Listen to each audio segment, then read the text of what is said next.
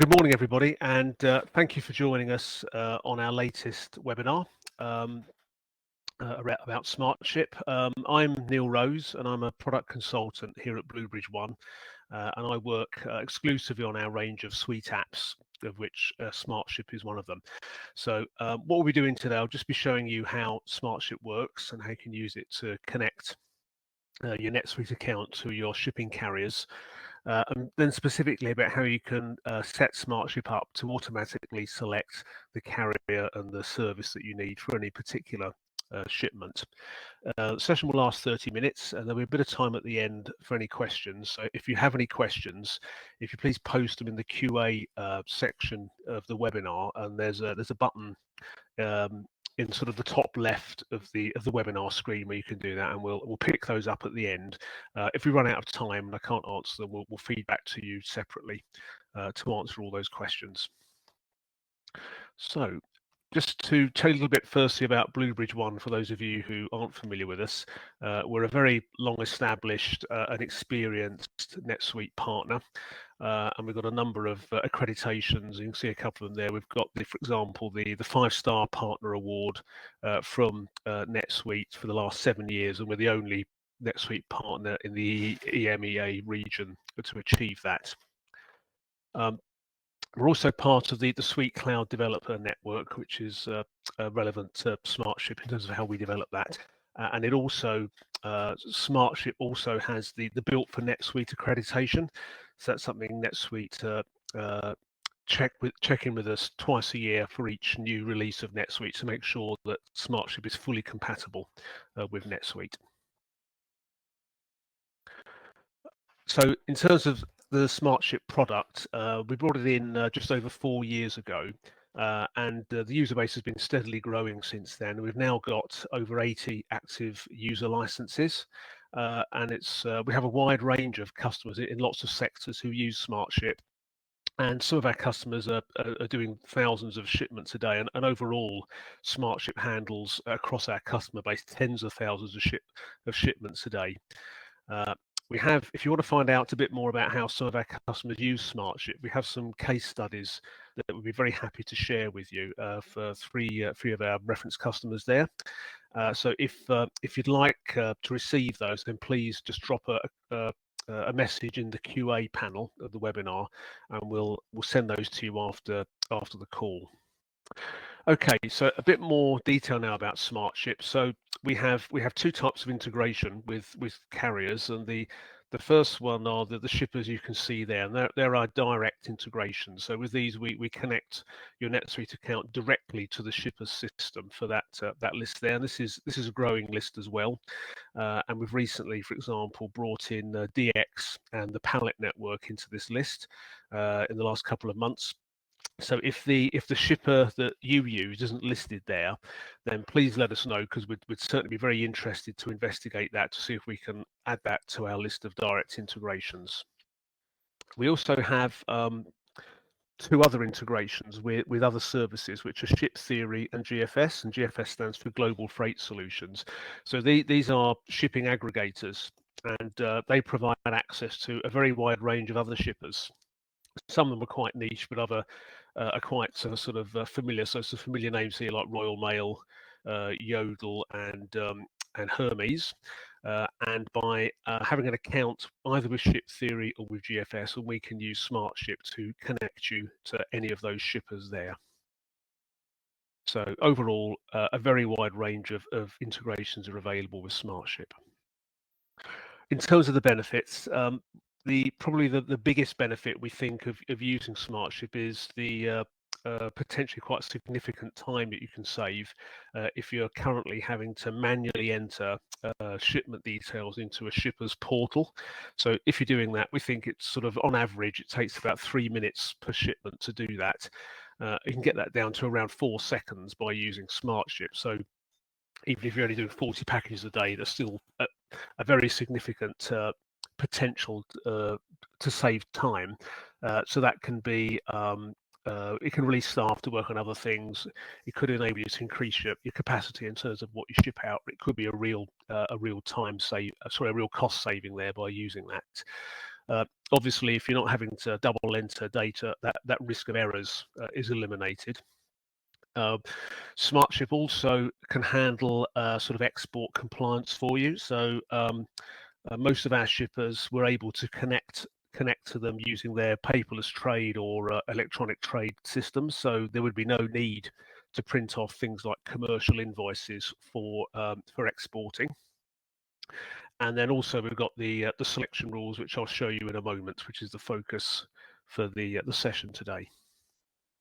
So we're currently compatible with RS Smart for PackStation. We've got several customers who use that alongside SmartShip, and we're compatible with the Netsuite WMS for picking, and we're currently working on extending that to packing, and that we should be releasing that in the new year.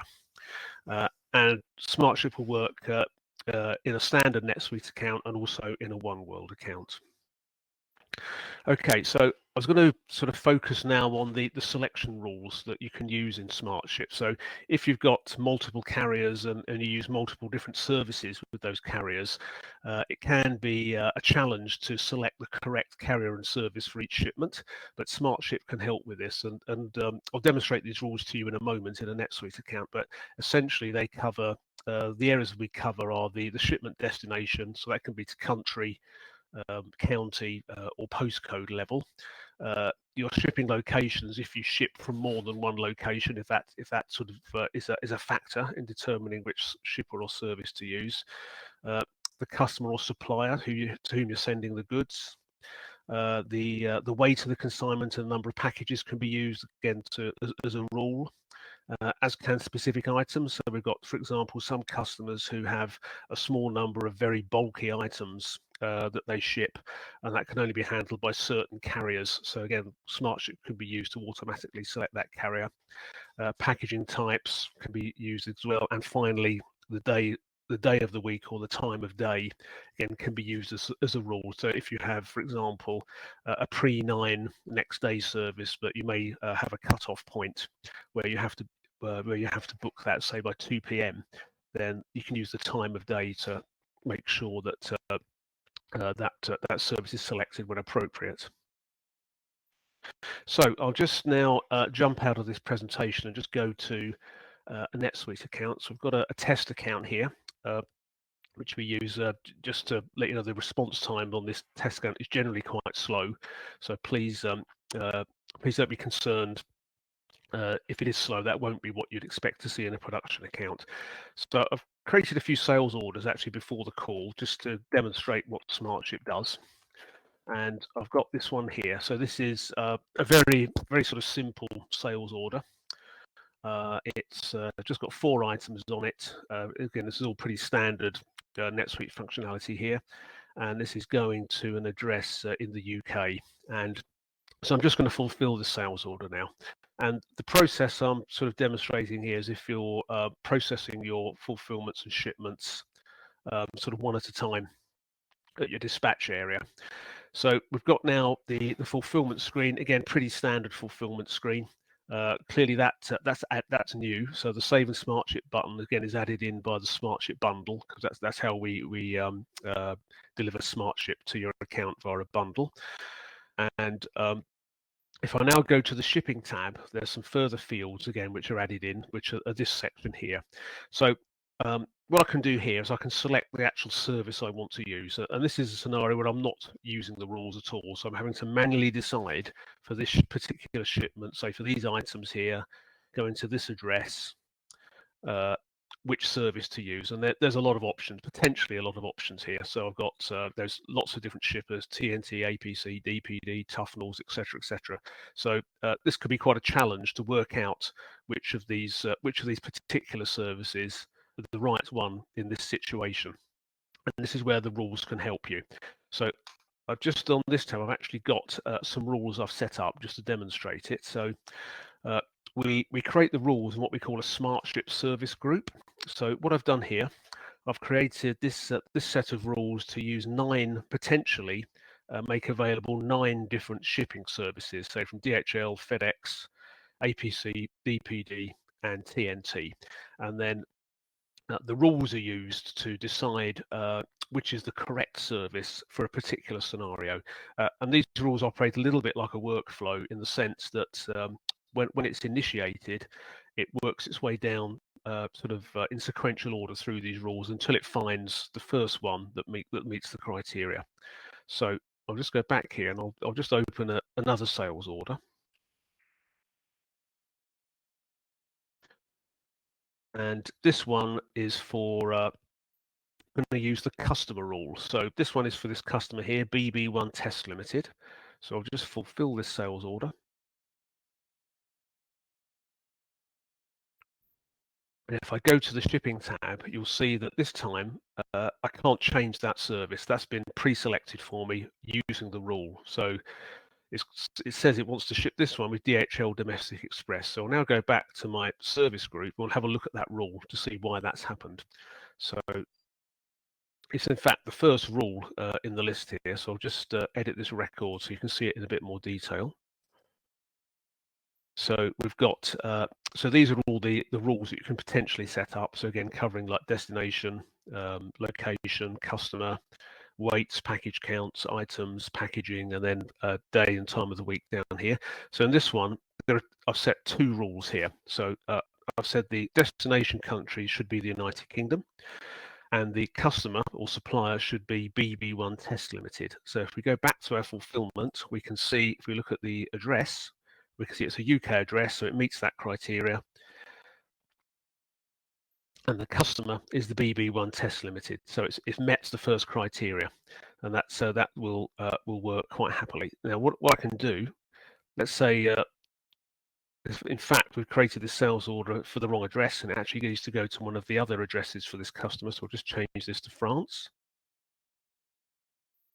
And if I go back to the shipping tab, we'll see it's now changed the service to DHL Express Worldwide. Let's just pop back to the rule. And that's the second one. And in fact, we can see in this rule summary column that the only difference is that in this case, the country is not the United Kingdom, but the customer is still BB1 Test Limited. So again, that's correct. That's what I wanted to happen. So all I'll do now, I'll click Save and SmartShip. So this is going to book this shipment on with DHL. And it's going to print a label out, and also I've got it to print a form out at the same time. Now, the label image and the form image will actually appear on the screen, so you can see them. In normal operation, these will print directly out onto your printers. So there's the invoice form, and here's the label, the DHL label. So again, that would have just automatically come out on your label printer. And if we go back to the fulfillment and we go to the shipping tab, we now can see we've also got the SmartShip tracking link saved. So that's the DHL link, and that is a direct link to, by clicking on that, will take me to DHL's tracking site. That link is also saved on the sales order from which this fulfillment was created. So that again can be really useful if you're getting inquiries from your customers about the progress of their shipments. And you can also potentially use that tracking link in any communications you send out to your customers. So that's a really useful feature. So that's all processed correctly. So I'll just now show you another sales order just to show you some of the other rules in action. And this time, it's not going to be the customer rule. We're going to use the destination and the weight rule just to show you how that works. So I've got another sales order here, this time to XYZ Limited, so a different customer. So that means, I'll just close those down. That means that these top two rules here are not going to apply because the customer is not BB1 Test, so it'll skip through those. And if I go to the shipping tab, this time it's telling me it wants to ship this with DPD. So let's have a look to see how it's determined that. So this is the address here is Australia, in fact. So let's look at the rule. So it's looking at DPD Worldwide Air. So we can see the country is not the United Kingdom. And this time the weight is less than 5 kilos. So in fact, I'll just expand that just so we can see that a bit more clearly. So there we go, country, United Kingdom, but that box is checked, which is saying it's not the United Kingdom. We want this to be applied to, and then the total weight there, 4.999. So that's why it's selected that service. Again, that's correct. So again, these rules are dynamic. So let's say that in this situation, I'm at the dispatch bench, but I know that weight's wrong. There's been an error somewhere and we've got the wrong weight. So I'm going to change that, say, to 8 kilos. And the shipping service will automatically change now to the correct service based on those rules. So it's gone to TNT International Express. And if we look at the rules, sorry, that's the wrong one, and that one there. So that's the International Express, which is the 8th one. And we can see that, again, the rule is the country is not the United Kingdom and the weight is greater than or equal to 5 kilos. So again, that's correct. That's what I wanted. And just one last thing, I'll change it back to 2. And I'll just this time change the address to a European address. In fact, no, I won't. I'll change it to an address in Shetland, just to show you another feature. And it's changed it now to actually an APC service, the APC 2 to 5 day parcel service. So again, we'll go here, and that's the 4th rule. And this one I've used postcodes, so this has gone down to quite a level of detail, where we've said the country's United Kingdom, and actually there's a range of postcodes here, and it's a very long list, this actually. So there's a bit of setup required here, but once it's in, it's done. And these are the postcodes which are outside the range of APC's next day service. So if I look at the service group rule, I've got my APC 2 to 5 day service, which is for those remote locations in the UK, and then also further down I've got the standard APC next day service, which is for anywhere in the UK. But because these rules work sequentially, if the postcode is any of those ones listed there, it will automatically select that rule, so it can't accidentally book it on with the next day service for a location which it doesn't work. So that's sort of in a nutshell how the rules work. There is also another way you can use SmartShip other than just sort of processing sales orders and item fulfillments individually. And you can actually do bulk shipping. So I'll just very briefly show you how that works.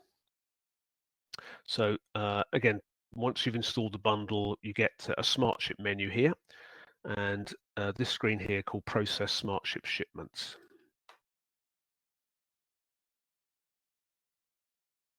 So there's essentially there's two parts to this screen. So the top section here is a list of filters that you can set, which will determine which transactions are going to appear in the list in the bottom half of the screen. So essentially you use these filters to sort of expand or contract this list of transactions that you want to process in one go. So we've got a reasonably long list here of different transactions, different customers, different locations. We've got a range of different carriers in here who again the rules are selecting to ship with. So a pretty long list. And what you would do in normal operation, if you were happy with that list, you would click the Mark All button there, and then you'd click Process, and that would then book all of those shipments on with the respective carriers and print the labels, and again, and any forms that you want printed alongside the labels. So again, it will process all of those in one go. I won't do them all though, because that would take a little while working through that lot. I'll just do a couple again, just to show you how it works.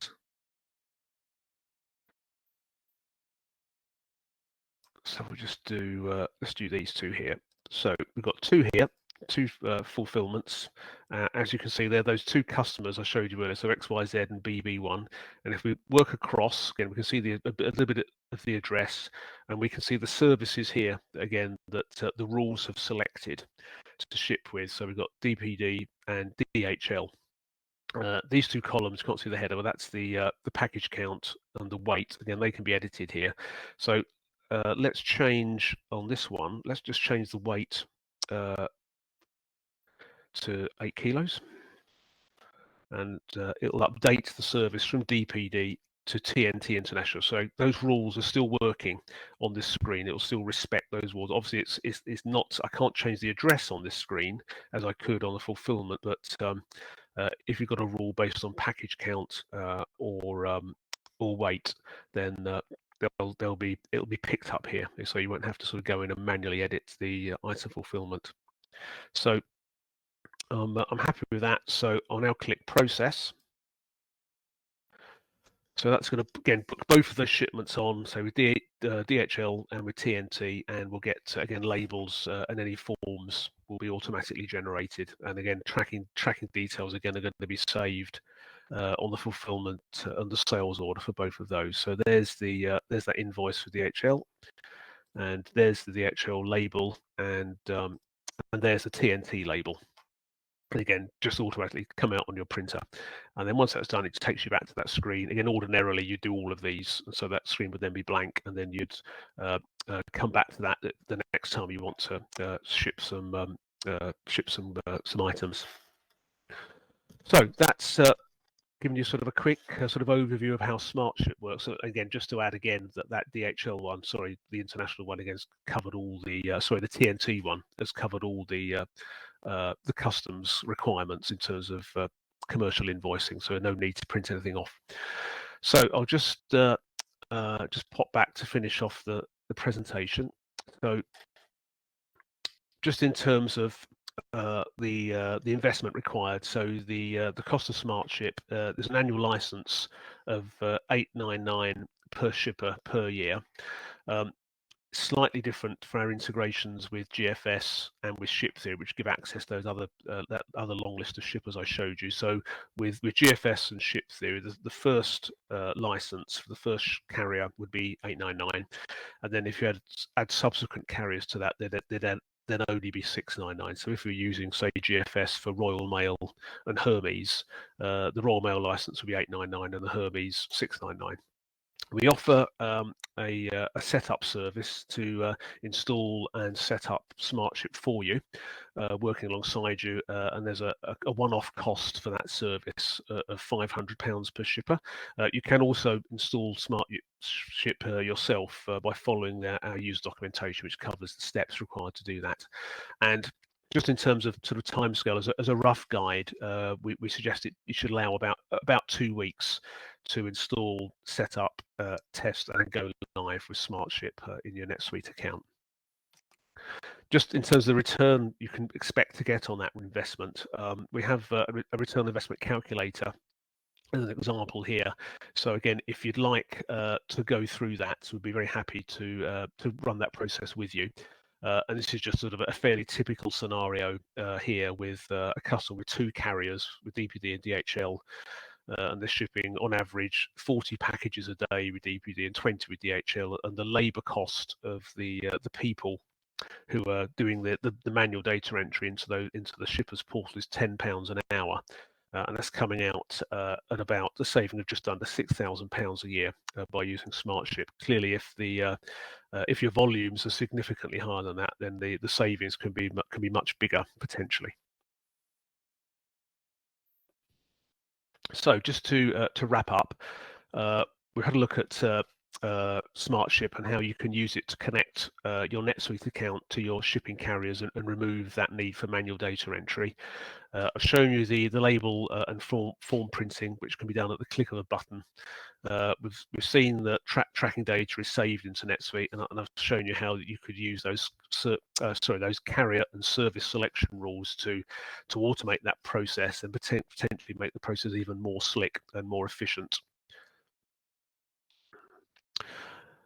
If you want to find out more, please visit our website, or you can email us on smartship@bluebridgeone.com. And finally, any questions? So I don't think we've had any through yet. So if there are any, we've got 5 minutes. So I'll stay here on the webinar for 5 minutes. If anyone's got any questions they want to post, or alternatively, please contact us via those links there, or and we'll be happy to answer your questions.